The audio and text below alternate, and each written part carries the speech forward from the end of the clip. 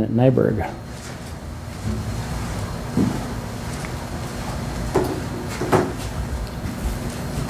Good morning. My name is Aaron Nyberg. I'm a lieutenant in the Crimes Against Persons section here. And I'm here this morning to give you an update on a homicide that we had happen over the weekend. So in the early morning hours, about 3:41 on 9/7/2024, officers got dispatched to 808 West Bailey, number 12. The type of call was to remove an individual from an apartment. The female renter had made a report with the police alleging inappropriate contact between a male that lives in the apartment and her child. The female and kids had then not been at the apartment for some time and were returning to the apartment. So when officers arrived on scene, they found a male dead with apparent gunshot wounds inside. The deceased is identified as first name Casey. It's Casey. Middle is Sean Edward, ShawnEdward. Last of Schaefer, Shaffer. He was a 30-year-old Sioux Falls resident. During the investigation, a suspect was developed and an arrest was made. The individual arrested, first name is Dylan, Dylan. Middle is Tyler, Tyler. Last of Farmer, Farmer. He's a 30-year-old Sioux Falls resident. He was arrested for first-degree murder and lodged at Minnehaha County Jail. He'll have a court appearance at 1:30 today. As far as the case moving forward, autopsy is scheduled for today, which we hope to have more information there, and there's still ongoing investigation to process the items from the scene and track down anybody else that may have been involved or present when the incident happened. So, anybody have any questions? There was a rape reported on the law there in the intersections, right? There was a rape reported at that same intersection the hours before that. Is that the other incident? Yeah, that's the report of the alleged inappropriate contact between the male and the child. And so, hold on a second.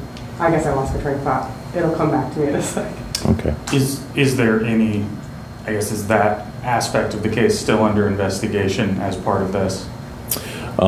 Yes, it all leads into the entire incident, and all the people that we know of so far seem to know each other in the incident, but we're still following up on leads of anybody else who might have been there. Can you tell us, these two gentlemen, which of them, are they related to the initial victim? The deceased is the person who's the subject of the alleged inappropriate contact and lived at the apartment. And his primary residence? Yes. What about the mother and the child, or was it a mother and a child, or? Yes. So did they live at that residence, or they were just returning? Yes, they also lived at the They all residence. lived. Okay, so they all three lived at the residence? Did anybody else live at the residence? At this point in the investigation, I'm not sure if somebody else lived there or had just been staying there as far as a primary resident. So the deceased's primary residence was the scene of the crime? Correct. Court documents had said he'd been staying there for 2 days. I guess, can you explain the difference there? It said he'd been staying there for 2 days. It made it sound like perhaps it had been a temporary situation. Okay. I don't know that he had any other residence besides the place where he was staying there. Okay. So at that point, that would be his residence. Dylan Tyler Farmer, his relationship to the other residents of that address? Yeah, for investigative reasons, I can't get into too much, but I can tell you that everyone was known to each other. They all knew each other. Can you tell us the nature of the injuries, what was used? He did have apparent gunshot wounds.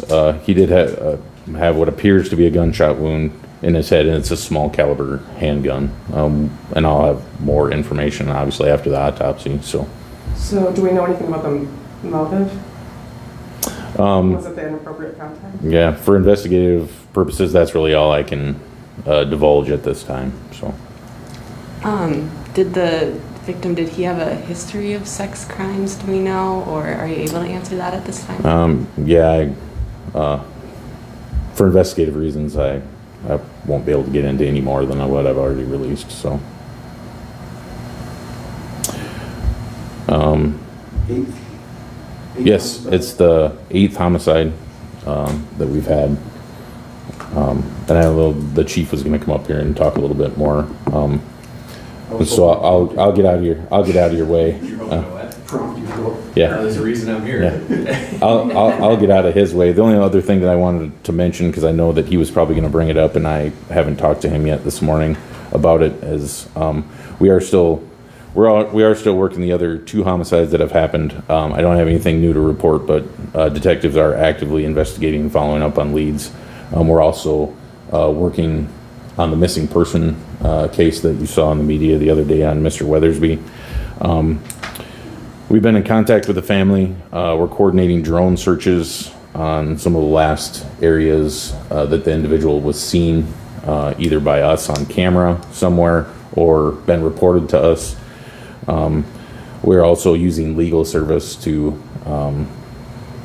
try to leverage some of the social media and other sources for information so that we can try to develop some leads on where Mr. Weathersby could be. So.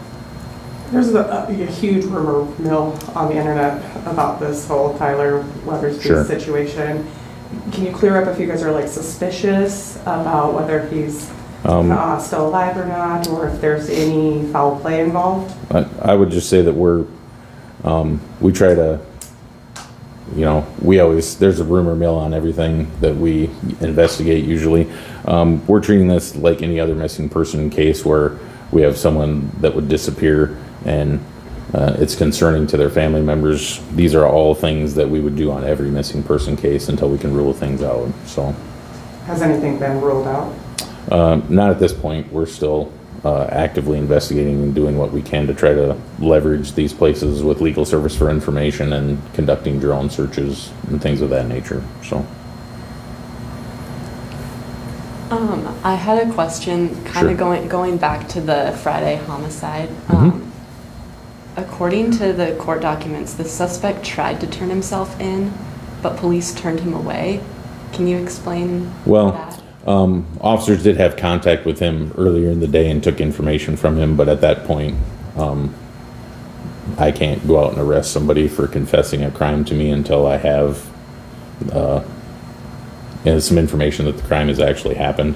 So that was then the first person that we went and found and were able to talk to after we were able to find this scene. So yeah, there was contact between him and the police earlier in the day. In the same vein as that, look at the documents aren't 100% clear. I mean, they say he starts coming up with, or at least the documents say he starts coming up with more details, but don't make clear. Was there a break between him? I guess did they need to go back and get him to arrest him, or as he began divulging more details of the? Yeah, he was not in police custody for the entire time. Okay. No, from the first call to the second time he was in custody. Mhm. So. When you say you can't go out and arrest somebody, can you explain that's a procedural problem so as not to step on the constitutional rights of somebody and then have that come back to you later? Is that it, or why? Certainly. Everybody has constitutional rights. So because you've confessed to something, obviously we're going to take note of it and take that information down. But until I have probable cause that a crime has been committed, and then I have facts and circumstances that suggest that you're the person that committed that crime, I can't put handcuffs on you and take your freedom away and take you to jail until I have all that information to do that. So, You could be lying. yeah. So did police go to search apartments in the area that he made reference to after he made that claim? Yeah, but no scene was found until later when the renter showed up. All right. Yeah, it's kind of a unique nuance. If you've worked patrol long enough, we've had some pretty unique confessions to us about things that have never happened, right? So to Lieutenant Nyberg's point, it's obviously documented, take note of, and then in the rare circumstance that it actually was, like this one, then we have the ability to go back, use that information. Obviously, that's why it appears in the affidavit that you pulled and stuff like that, right? Because it's all interlocking. But yeah, I can think back to my career, not as long as Sam's career, but the number of confessions I've received that were ended up not being anything, but I have had ones that have turned out into something. So we do a good job of documenting that. But no, I wanted to come today because naturally, with another homicide over the weekend, this is going to draw scrutiny and attention from the public and from the media, which we would anticipate, right? Especially, I think you cited the numbers, 8 homicides, obviously up from our last year's number, which was a historic low of 2, which we were obviously very pleased with. But we understand the ebb and flow of police work and the way that our industry kind of works. We kind of respond to things that happen and go out and have to deal with them. Again, coming back, we were in a similar spot, I think, in 2020 when we were talking about the 13 homicides that took place this year, and we have kind of a stretch here that would naturally gain your attention. I think what's important to point out about these last 3 in particular, A, is the incredible work of our investigators. Since the Dunham Park incident, they've pretty much been working nonstop. And I think everybody thinks they want to be a detective until they realize what detectives actually have to do when situations like these arise. And walked up to the Bureau today and talked with our detectives who are working super hard and ragged from basically nonstop cases that they're investigating. And as you know, as a department, we place a high priority in our investigative work, closing cases, holding people accountable who commit crimes, especially homicide. And again, our team is doing an outstanding job in doing that. But if you look at these 3 incidents, each one uniquely different, each have unique circumstances, and none of them were random. There's all a story behind each one. And so I'm just encouraging people to say, rather than look at some broad numbers or some broad generalizations, if you dig into numbers, each one of these has a story, each one of these has a tragic victim, and each one needs to be looked at in that regard and not necessarily in pushing a narrative about something or something within our community. So again, obviously it's of concern for us. We'll be sharing more stats within the next month from our public safety update, but this is just something I wanted to draw attention to and talk about and encourage the public and media as we look at these to look at the unique nuances of each of these cases and how they affect our community. One more thing I wanted to comment on today was the missing person case of Mr. Weathersby. I want to thank the public. In my career, I've never seen so much public interest in a case when it comes to Mr. Weathersby. He was known and loved by many, and therefore there's a lot of interest, and the public has been outstanding. If you pull up our software system, you'll see call after call after call of people who have called in tips or called in reported sightings, of which we've been able to follow up with and work with, but at this point haven't been able to find. So I encourage the public, again, take a look. My hope is as media, you'll all run the story again tonight and use the information that you have at your disposal to highlight this story again. So if people do see him, take a good look at that picture. Make sure you remember it. So that way, if we get more tips, it could be the one that help us get resolution on this and find Mr. Weathersby. So again, Lieutenant Nyberg covered kind of the nuances of it. I'm just here to say an engaged public is good. So keep your eyes open. And if you have tips on any of these cases, I think I can go to all our homicides and this missing person case and say public information is key. And some of our homicides, we're still missing information that I know people have that they could provide us through Crime Stoppers or through different sources, because again, we're there, we need information, and that helps. It could break the case for us. So I'll take any other questions you have at this time. I have a couple. How many of the homicides are currently still being worked on? All of them. Out of the 8? Yeah. And so what I'll say is when we have a homicide, until that case is finished in the court, it stays assigned to that detective. That detective is always looking at information. There's still information from our first one of the year that we're gathering and looking to build cases. And so that'll continue to go up until prosecution or court resolution. I'm trying to keep your positive vibe here, but like, Yeah. how many are unsolved? Sure. I was trying to frame the question in a way that was positive. But. We have, as far as I can't go through the Rolodex in my head, but we have arrests or person of interest in many of these cases. I don't have it in front of me, but we have solid leads, solid advancements, and again, we feel good with where we're at, but obviously we want to be even better with the information that we have. I just don't have it in front of me because. And then the Weathersby case, I know, like I said, the rumor mill was kind of going around. How Absolutely. does that affect you guys? It doesn't, because here's what we know, and this comes back to Mr. Lally's comment earlier about the Constitution. Like we know what actionable intelligence is for us. Like we know what information is that we can do things with, what we can't do things with. Obviously, we pay attention to everything, right? And there's certain nuggets of information that you're like, okay, you file that under, that's the interesting but not actionable file, right? But we're talking about actionable intelligence, whether that's sifting through video footage, whether it's phones or financials or things of that nature. So while there may be circulating, I think there's a lot of internet sleuths out there, right? Come up with some good things, and we'll obviously pay attention to everything, but only act or in a government action do what we're allowed to do within our profession and confines. So you of our guys will job. take any information you can get, Yep. whether it's rumor mill or potential rumor mill or not? Yeah, I think Crime Stoppers is a good outlet for rumor mill stuff, right? Like actual sightings or actual in the moment intel that we see, and of course we'll follow up with everything. We don't want to inundate Metro Communications or our detectives who are literally tirelessly working. Well, they're tired actually. I'll take that back. They're not tirelessly working. They're working super hard and they're tired because they're professionals. But we want to make sure that actual in the moment stuff we get, the other stuff we'll work on as we see and kind of file away. If we see trends develop. But for now, we want to just keep communication with the family, keep communication with his friends, and keep communication with the public to find Mr. Weathersby. So obviously, like you said, these regarding some of these recent homicides, these are not random shootings. Correct. They're just going around. Do you see is there a, I guess, a narrative that you see in connecting these anything, firearms, the need sure. of public, I guess, Sure. what do you look at these and see as what the public should know, what the public should be thinking about? Again, Yep. even knowing these, like you said, these are not what people maybe think of when they think of a Yeah. homicide necessarily. For sure. And again, avoiding broad generalizations, right? But there's just a lot of these situations, there's just people that we're familiar with, right? And not everyone, but some of them, like they've been involved in the system in some way, shape, or form.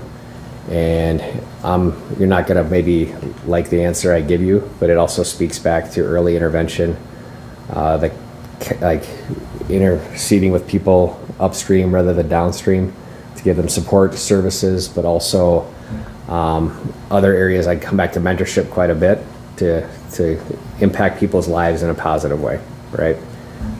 Especially when it comes to certain cases. I think you just kind of see we typically have names we know and things that we've dealt with in the past. And again, by no means does that take away the victims, and loss of life is tragic. Absolutely. I've said it every single time I've been up here to talk about whether it's an officer-involved shooting or a homicide. But we have ways we can impact our community that are outside of, like, this is over now, right? It's done. There's nothing, we're not going to show up in the DeLorean and go back and change it, right? So we have to focus on what we're doing now within the community to make sure that young people in particular are positively impacted and have a good quality of life and the resources that they have to be successful. So In 2020, I think it was COVID, and Yeah. we contributed to the murders to maybe being bored and stuck at home. Yeah. Do you have any suspicions of what the increase or why the increase in homicides this year? It just is, again, looking at some of these unique cases, you start the year off with a triple homicide, that's going to obviously change your numbers quite a bit, right? Completely unique event, but also like we talked about with that one, something that's happened in the past in our community. I think it was 1970 something, all right? What that one? Been a while. Something we've seen before. I could even say when people have brought up some of these more recent shootings, it seems sensational at the moment, but especially I can tell you about one at this location, one at this location, one at this location, just in my career, that were similar of nature and had similar tones, right? And so again, for us, we've been here, we understand where we're at.